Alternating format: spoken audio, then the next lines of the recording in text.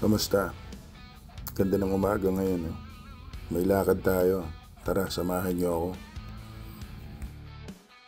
Pero bago ang lahat, papagas muna ako. Nandito ako sa Petron sa Subic Bay. Nandito na rin nga pala yung mga kaibigan ko.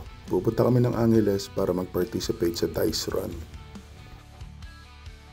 Nandito na kami sa Angeles sa Night Moves. Pero bago ang lahat, punta kami sa kabila sa Margarita Station para mag-breakfast.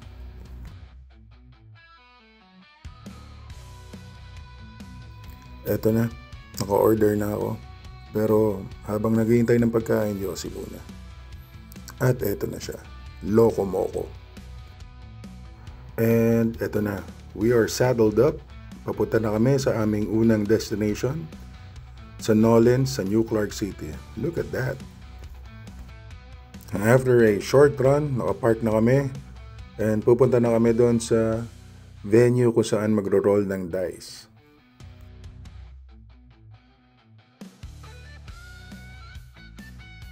Grabe, sobrang init.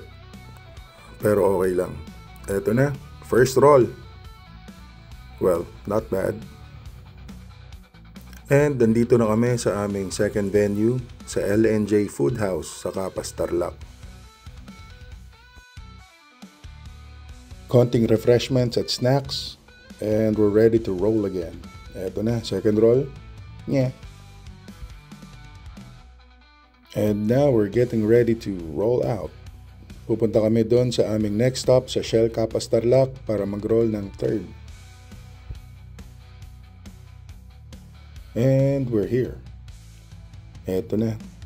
Ready na to roll our third dice. Tingnan nga natin. Oh, not bad. Ayos.